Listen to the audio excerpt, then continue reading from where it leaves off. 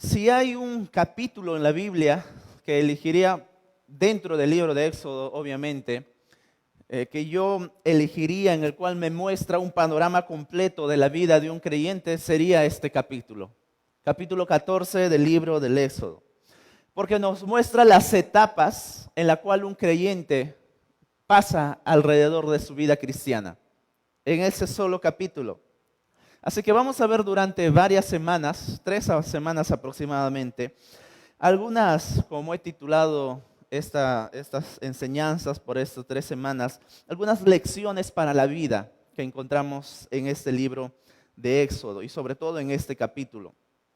Este capítulo es uno de los más emblemáticos, no solamente para el momento en el que está ocurriendo, es un capítulo muy emblemático para toda la historia judía.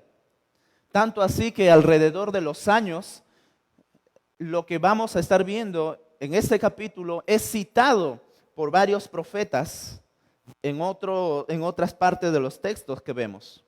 En otras porciones de la Biblia es citada. Así que quiero que veamos rápidamente los lugares en donde es citado. Tenemos a Isaías 63:12. Mira lo que dice Isaías 63:12 sobre este capítulo, el acontecimiento puntual. Porque usted, si tiene su Biblia, en el capítulo 12, en la parte del título, dice: los israelitas cruzan el mar rojo. Ahora, teniendo eso en mente, vayamos a leer Isaías, lo que se menciona en Éxodo, perdón. Vayamos ahora a Isaías 63:12. El que los guió por la diestra de Moisés con el brazo de su gloria. El que dividió las aguas delante de ellos, haciéndose así perpetuo. De manera puntual está siendo citada este texto. No se menciona más detalles, simplemente que Dios abrió el mar rojo y Dios los hizo cruzar y fue así Dios grande, hecho su nombre perpetuamente. En el mismo libro de Isaías, capítulo 43, también tenemos una referencia a este suceso. 43, versículo 1 al 3, dice así: ahora, así dice Jehová, creador tuyo, oh Jacob, y formador tuyo, oh Israel. No temas, porque yo te redimí, te puse nombre, mío eres tú. Cuando pases por las aguas, yo estaré contigo, y si por los ríos, no te anegarán. Cuando pases por el fuego, no te quemarás, ni la llama arderá en ti. Porque yo, Jehová, Dios tuyo, el Santo de Israel, soy tu Salvador. A Egipto he dado por tu rescate. Note ahí cómo podemos ver la referencia haciendo al obrar de Dios en este acontecimiento dentro de la historia. No solamente se menciona el cruce del Mar Rojo, también podemos ver algunas referencias que más adelante el pueblo va a cruzar el río.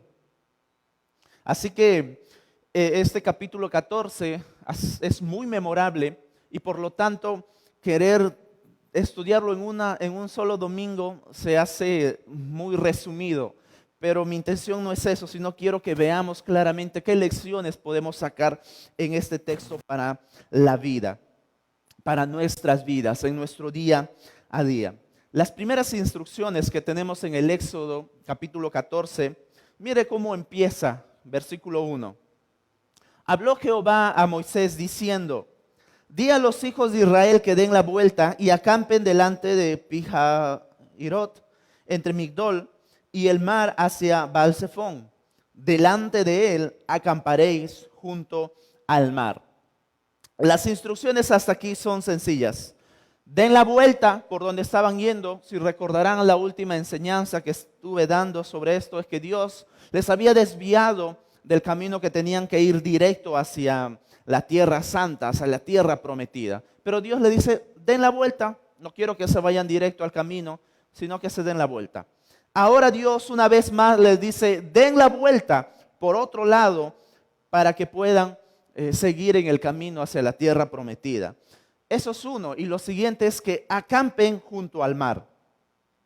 Acampen junto al mar. Nosotros sabemos por la revelación de toda la palabra de Dios que nuestro Señor lo controla todo. Él lo sabe todo, su plan es perfecto. Aquí es donde también podemos hacernos una pregunta. ¿Por qué Dios los hizo detenerse y que acampen frente al mar si los egipcios ya estaban prontos a atraparlos? ¿Verdad? En este capítulo, si usted recordará, si en algún momento ha leído, pero si no se lo resumo. Dios le dice que se detengan, el faraón se entera que se detienen y va tras ellos. Y ellos están acampando tranquilamente frente al mar. Dios obviamente ya sabía todo el plan, así que una vez más entra en acción. Entra en acción lo que está sucediendo acá, mis hermanos.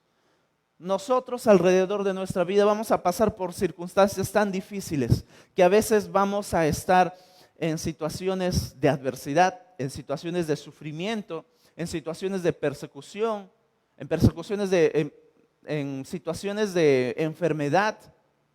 A veces vamos a estar gozando incluso de la bendición de Dios y no sabemos el siguiente suceso que va a venir en nuestra vida. No sabemos el siguiente capítulo que va a venir en nuestra vida. No lo sabemos. Y parte del plan de Dios, lo que está indicando aquí es, acampen allí. Es lo que le dice Dios al pueblo. Ellos ya han sido liberados. El enemigo está a punto de venir. Sin embargo, Dios le dice, acampen, tranquilos, no se preocupen ustedes. Que es algo que a nosotros nos podría sacar de sí, ¿verdad? Si está viniendo el enemigo, ¿por qué Dios no les dice mejor avancen para que eviten al enemigo? Si están viniendo completamente a atacarlos, ¿por qué los hace detener y descansar? Es hora de huir, no es hora de sentarse a esperar y a descansar. Es hora de completamente, como dice uno la frase, patitas para qué te quiero, ¿verdad? Corre, huye. Pero los planes del Señor son perfectos y aquí es donde quiere enseñarle también algo a Israel y ahora a nosotros. Lo que sucede aquí en nuestro primer punto es que el enemigo contraataca. El enemigo siempre contraataca, mis hermanos. El enemigo siempre contraataca. Leamos del versículo 3 en adelante, por favor. Porque Faraón dirá de los hijos de Israel, encerrados están en la tierra, el desierto los ha encerrado. Y yo endureceré el corazón de Faraón para que los siga. Y seré glorificado en Faraón y en todo su ejército. Y sabrán los egipcios que yo soy Jehová. Y ellos lo hicieron así. Y fue dado aviso al rey de Egipto que el pueblo huía. Y el corazón de Faraón y de sus siervos se volvió contra el pueblo. Y dijeron, ¿cómo hemos hecho esto esto de haber dejado ir a Israel para que no nos sirva? Y unció su carro y tomó consigo su pueblo. Y tomó 600 carros escogidos y todos los carros de Egipto y los capitanes sobre ellos. Y endureció Jehová el corazón de Faraón, rey de Egipto, y él siguió a los hijos de Israel. Pero los hijos de Israel habían salido con mano poderosa, siguiéndolos pues los egipcios con toda la caballería y carros de Faraón, su gente de a caballo y todo su ejército, los alcanzaron acampados junto al mar, al lado del Pi-Hahirot, delante de Baal-Zephón. Las noticias de que el pueblo de Israel estaban encerrados llegó rápidamente a los oídos del faraón. Y ellos están encerrados en el desierto. El desierto los ha retenido, no tienen a dónde ir. Seguramente esta noticia había corrido por toda la nación de Egipto, era muy grande. Seguramente por allí estaban los ejércitos o algunos otros tipos de pueblos que vivían alrededor y rápidamente corrió a los oídos de Faraón. El pueblo de Israel está encerrado. El pueblo de Israel no tiene escapatoria. El pueblo de Israel ahora está peor de lo que habían salido. ¿Verdad? Esto prácticamente es un tipo comentario de aquel que no conoce a Dios. Faraón no conocía a Dios hasta ahora. Faraón no conocía a Dios. Es como seguramente usted en algún momento de su vida ha escuchado algún comentario de una persona que no es cristiana cuando dice, pero él o ella no iba a la iglesia. ¿Por qué le está pasando eso? Mira cómo está sufriendo. Pero él no es un hermano que se va a la iglesia. Mira cómo está su vida. Eso es un típico comentario de aquella persona que no conoce a Dios. Y Faraón está actuando de la misma manera. Faraón, al escuchar que este pueblo al parecer está a la deriva, quiere ir tras ellos. Quiere ir una vez más, no para destruirlos, no para matarlos o asesinarlos, sino para recuperarlos, para que una vez más sean esclavos. Faraón se había dado cuenta que su economía, su política, todo su mano de trabajo estaba por los suelos. ¿Quién iba a construir ahora las grandes edificaciones? ¿Quién iba a ser encargado de la agricultura, de la ganadería, de la comida, de todo esto? Faraón se dio cuenta que económicamente, políticamente y cualquier otra cosa más estaban por los suelos. Y él es lo que quiere, retenerlos una vez más, hacerlos esclavos. Escuche lo que dice el verso 5. Y fue dado aviso al rey de Egipto que el pueblo huía, y el corazón de Faraón y de sus siervos se volvió contra el pueblo y dijeron, ¿cómo hemos hecho esto de haber dejado ir a Israel para que no nos sirva? ¿Se da cuenta su interés en qué lado estaba de Faraón? Una vez más los quería hacer esclavos. Es como, uno diría, hemos sido tan ingenuos, hemos sido tan sanos como conocemos en nuestro contexto, ¿verdad? Parece que Faraón aún no se había dado cuenta con quién estaba luchando.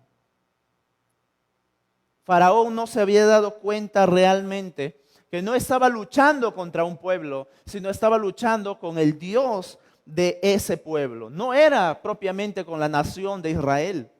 La lucha que Faraón estaba haciendo era contra el Dios de Israel. Era contra el propio creador de todo. Y de repente puede pasar por su mente, pero ¿acaso en el capítulo anterior este no había sufrido por la muerte de sus hijos? ¿No había sufrido por la muerte de su primogénito? Sí, Faraón había sufrido todo esto. ¿Y qué está pasando ahora? A Faraón prácticamente se le olvidó esta parte de la historia de lo que había pasado en su vida. Como uno dice, ¿verdad? Se lo entró por uno y se le fue por el otro. Algo podemos entender de cómo Faraón está actuando en estos momentos así, es por lo que nos narra el verso 4 en la primera parte. Cuando Jehová dice, y yo endureceré el corazón de Faraón para que los siga. Yo endureceré el corazón del Faraón. Puede ser que por ese motivo el Faraón está actuando como está. Se había olvidado prácticamente de todo lo que había pasado en su vida, el sufrimiento, el dolor, la pérdida. Y ahora está una vez más yendo tras este pueblo. Eso es algo completamente terrible, ¿verdad? Y por allí podría surgir una pregunta. Entonces, ¿Dios es el culpable de este corazón duro de Faraón? Entonces, Faraón no tiene la culpa. Entonces, el culpable es Dios. Y por allí podría seguir lógicamente la pregunta. Entonces, ¿Dios endurece el corazón de las personas para que no conozcan a Dios? ¿Para que no se arrepientan? Entonces, ¿Dios es el culpable de que la gente que no cree en Él se vaya al infierno? Podrían salir las preguntas. Bueno, mi hermano, ninguna de estas cosas es cierta. No, Dios no fue el culpable propiamente de que Faraón endureciera su corazón. En varios textos, como en Éxodo 8:15 y verso 32, también usted lo puede ver después, Faraón es él mismo quien endureció su propio corazón a Dios. Él mismo es el quien endureció su propio corazón. Él mismo fue el que dijo no a toda la soberanía que Dios estaba actuando. por medio de sus obras. Dios en ningún momento fue el injusto. Dios en ningún momento es el culpable de nada. Escucha lo que dice Romanos en un pasaje. Porque la Escritura dice a Faraón: para esto mismo te he levantado, para mostrar en ti mi poder y para que mi nombre sea anunciado por toda la tierra. De manera que de quien quiere tiene misericordia y al que quiere endurecer, endurece. Tanto como Faraón, como todo su pueblo de Egipto y tanto como nosotros, mis hermanos, merecemos la ira de Dios.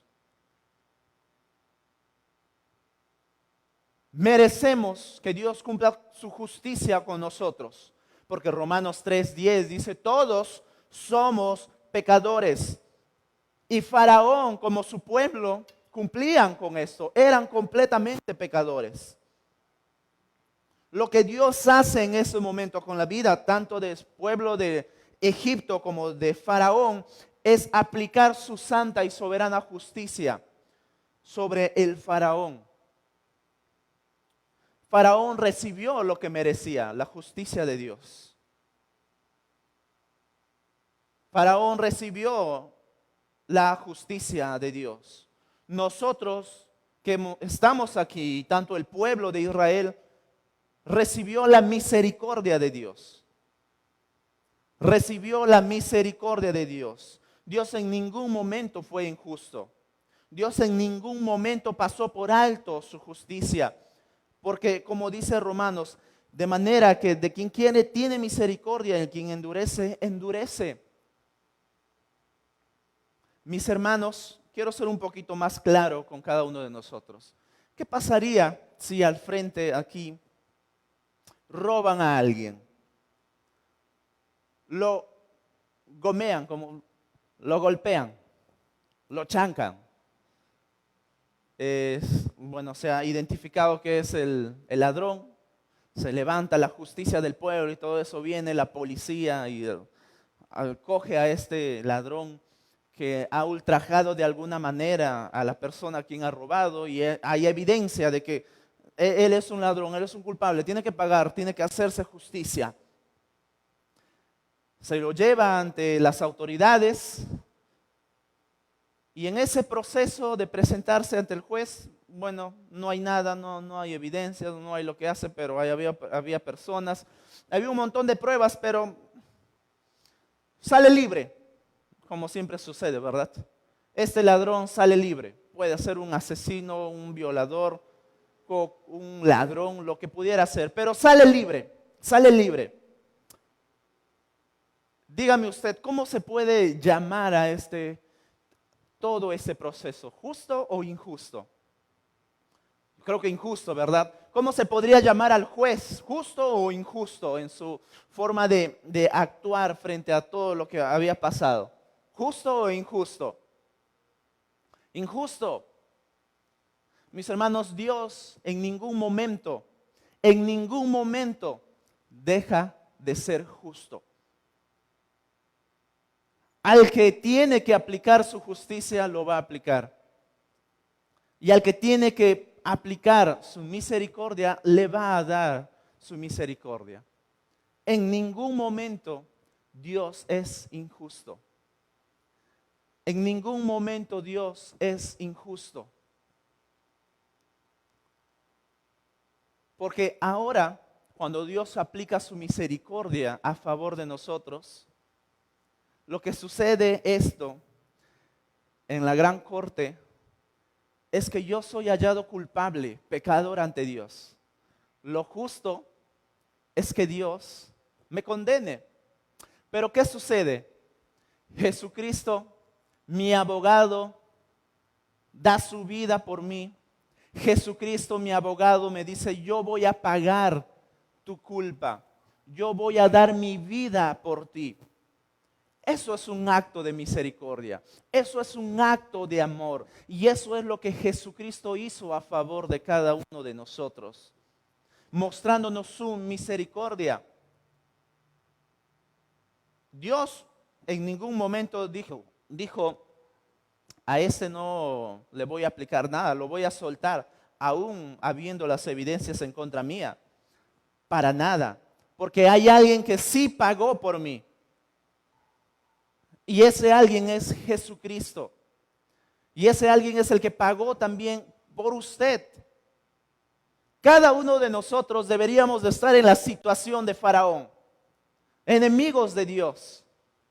Sin embargo, por la misericordia de Dios, Jesucristo actuó a favor de nosotros. Y ahora nosotros tenemos misericordia. Somos receptores del amor de nuestro Señor Jesucristo. ¿Se da cuenta del gran panorama de redención que tenemos a favor de nosotros, mis hermanos? Lamentablemente, Faraón, aun con todo lo que había pasado en ello, viendo el poder de Dios, decidió no creer. Y es por eso que Dios aún mucho más endureció su corazón. En su soberana voluntad, Dios vio que esto era lo que Faraón prácticamente debería de hacer en este punto de la historia. Lo que Dios hace es su obra de redención de acuerdo al corazón de Faraón, pero a favor de este pueblo, a favor del pueblo de Israel. Y ahora, ¿con qué propósito es que Dios hace esto? ¿Con qué propósito?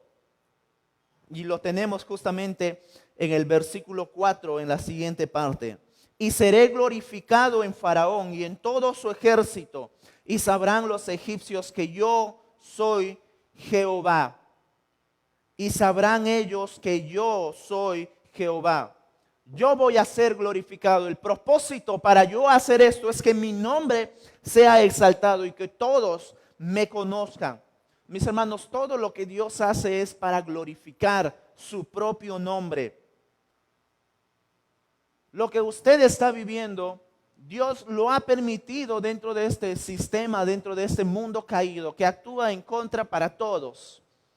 Y Dios ha permitido que suceda algo en su vida. Y dentro de todo ello, el propósito que Dios permite es para que sea glorificado su nombre. Si el adversario está atacando su vida, mis hermanos, tenga en cuenta que al final de todo esto Dios va a ser glorificado cuando usted obviamente rinda más su vida a Dios.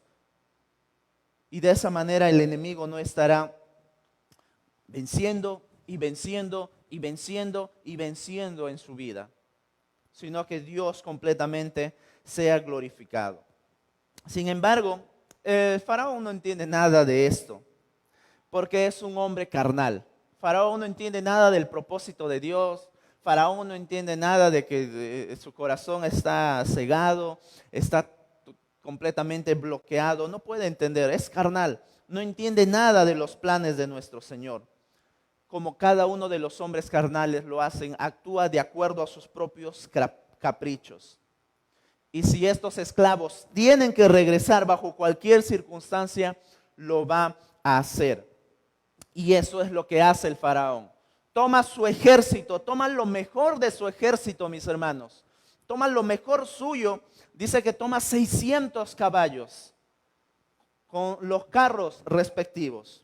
Posiblemente en cada carro entraban 2 hombres o hasta 3. Multiplique esa cantidad ahora de cuánto ejército realmente estaba llevando el faraón. Los mejores hombres, los mejores caballos, los mejores carros, la mejor infantería para realmente capturar a todo este pueblo de Israel. Y no es de esperarse ahora que este pueblo esté aterrorizado. Estaban completamente de miedos porque lo que veían frente a sus ojos no solamente era un ejército, era la muerte misma. Estaban viendo la muerte frente a sus ojos. Y es así como se refleja muchas veces en nuestras vidas. ¿Recuerda usted cuando se entregó a Cristo? ¿Recuerda usted cuando seguramente dijo en su corazón, ya no quiero seguir siendo esclavo del enemigo? Ya no quiero seguir esclavo del pecado de Satanás. ¿Y sabe qué, mi hermano? El enemigo lo conoce a usted. El enemigo lo conoce. El enemigo sabe de qué pie cojea. El enemigo sabe sus más antiguas debilidades en su vida. El enemigo sabe cuáles son sus más oscuros temores. Faraón conocía que este pueblo no tenía los conocimientos de defenderse. Conocía a este pueblo. Y lo mismo pasa en nuestras vidas. El enemigo conoce cuáles son nuestras debilidades. Y es por eso que a continuación de nuestro punto número 2, en nuestras lecciones que tenemos que entender para nuestra vida, es que resurge el temor. El resurgir del temor. Parece título de película, ¿no? El resurgir del temor.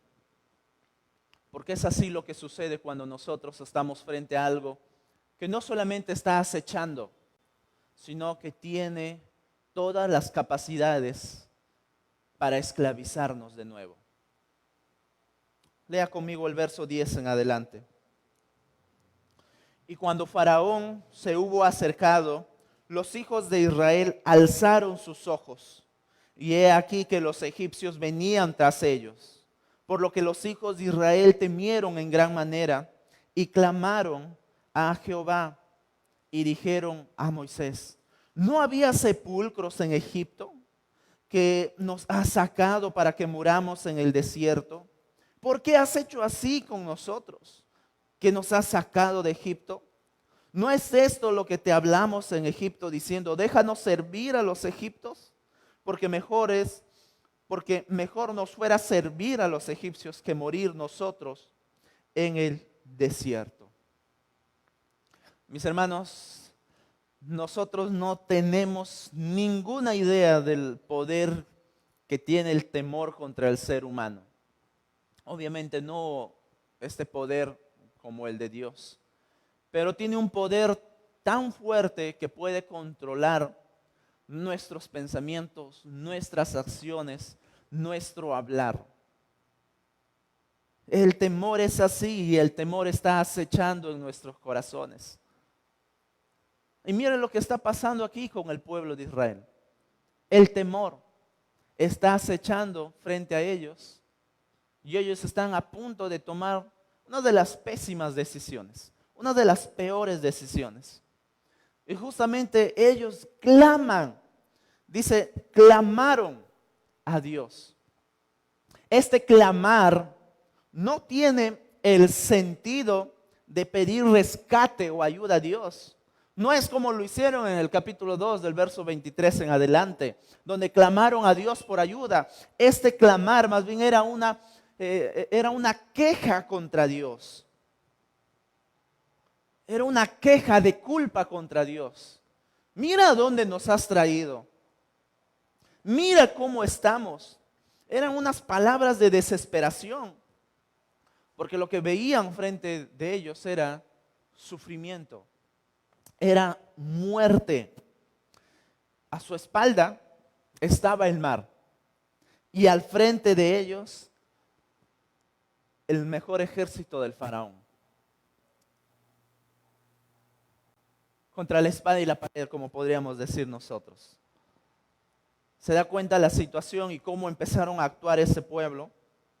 Seguidamente lo que hacen es ir contra Dios, contra el mensajero de Dios, Moisés. Mis hermanos, lo que acabamos de leer nos muestra claramente que ellos preferían morir como esclavos que morir en el desierto, libres. Ellos prácticamente preferían las cadenas y los azotes. Todo ello, eso era mejor. Habían sufrido 400 años de esclavitud y ahora que han sido libres y están ante un ataque, están ante algo que está atemorizando su vida y ellos desean esa vida antigua. Ellos desean todos esos años de esclavitud, de cadena, de sufrimiento. Eso es lo que ellos están deseando en estos momentos. Ellos prácticamente preferirían las cadenas que la libertad en esos momentos. Mejor esclavos que muertos, era su frase de ellos. Y la esclavitud, mis hermanos, que habían pasado este pueblo, los tantos años habían penetrado psicológicamente a este pueblo. Les había afectado psicológicamente, que no se daban cuenta de la vida miserable que tenían como esclavos en Egipto, mientras que Dios les ofrecía libertad, les ofrecía bendición. El miedo había penetrado tanto a su corazón que no se daban cuenta de las decisiones que estaban a punto o que querían tomar y de las palabras que están saliendo de su boca. Mientras ellos estaban viviendo libres, gozando de esta libertad, tranquilos prácticamente, Dios era el héroe. Dios era el salvador, el rescatador. Y Moisés era el mensajero a quienes estaban siguiendo. Pero con un pequeño de los temores surge, todo se descontrola. Y prácticamente lo peor, empiezan a culpar a Dios. Eso es lo que ocurre. Frente a una pequeña situación empiezan a culpar a Dios. Y acá hay una clara ilustración, mis hermanos, que quiero que veamos en nuestra vida. Porque lo que vemos en este pueblo es la inmadurez que hay en el corazón de estos hombres.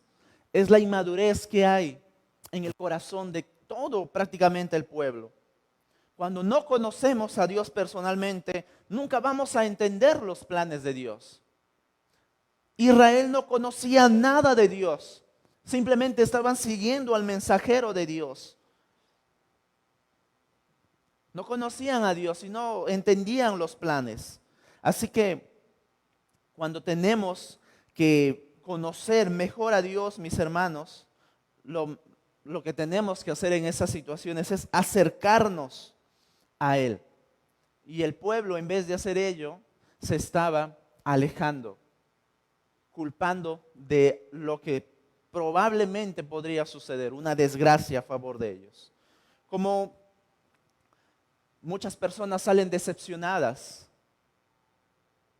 del cristianismo o de la iglesia, porque primeramente no conocen a Dios. Vienen a la iglesia porque creen que Dios les va a solucionar los problemas. Dios les va a bendecir cosas, Dios les va a dar cosas, Dios les va a solucionar algunas cosas en su vida. Y creen que Dios es como un genio de la lámpara mágica que te va a cumplir todos los deseos que tengas en tu corazón o todos los deseos que les pidas. Y no es así. Dios no actúa de esa manera. Dios no trabaja de esa manera. Dios tiene un plan y en ese plan está que pasemos muchas y diferentes circunstancias. Mis hermanos, la vida de un cristiano nunca ha sido llamado a la comodidad, al lujo, a una vida sin aflicción, a las riquezas, a la fama, a cualquier otra cosa. La vida de un cristiano nunca ha sido llamada a eso. Yo tengo algunos pasajes que quiero que leas o que me escuches, mejor dicho. Jesús dijo, el que quiera seguirme, tome su cruz y sígame. Otro pasaje, en este mundo tendréis aflicción. Unas advertencias de Jesucristo en Juan. Timoteo, pero tú, sé sobrio en todas las cosas, sufre penalidades.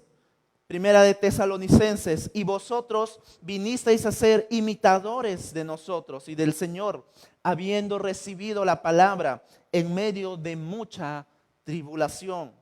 En Hechos, es necesario que a través de muchas tribulaciones entremos en el reino de Dios. En Filipenses, porque a vosotros es concedido por amor de Cristo, no solo creer en Él, sino también sufrir por Él.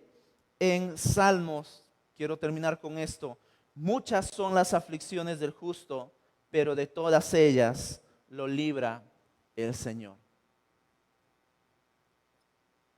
Yo tomé solamente un puñado de pasajes que hablan del sufrimiento que un cristiano va a sufrir en este mundo.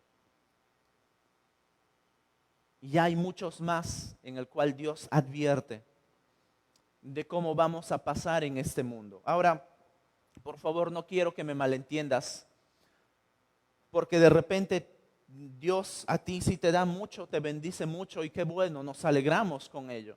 Dice la palabra de Dios que hay que alegrarnos juntos.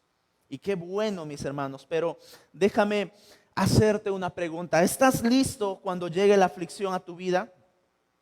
¿O que tengas que pasar como Job?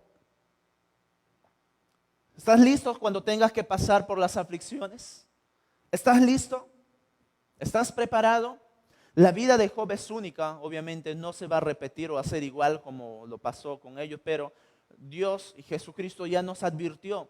Todos vamos a pasar sufrimiento, todos vamos a pasar tribulación, pero ¿estás listo? ¿Estás preparado? La aflicción y cada una de estas cosas va a llegar, mis hermanos, y tiene que llegar, y tiene que llegar. Y nuestros corazones en ese momento serán puestos a prueba. ¿Cómo vas a responder en ese momento?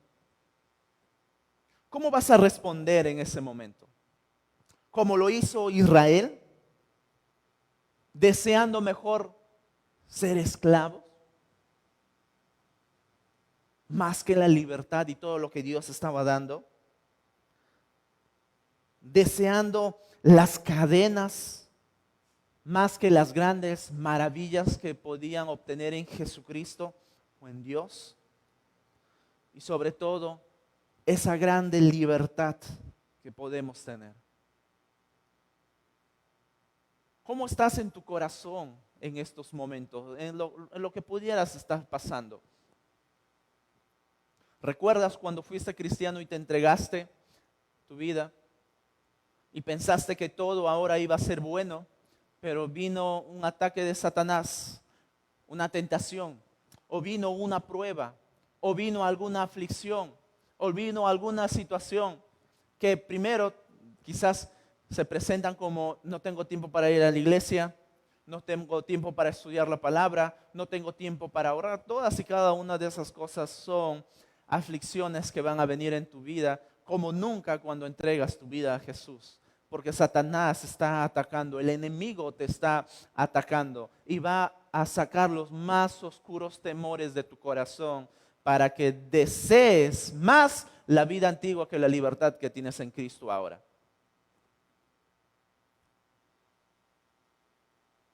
Lo que el pueblo de Israel en estos momentos de la historia que estamos viendo prácticamente es ir en contra de Dios.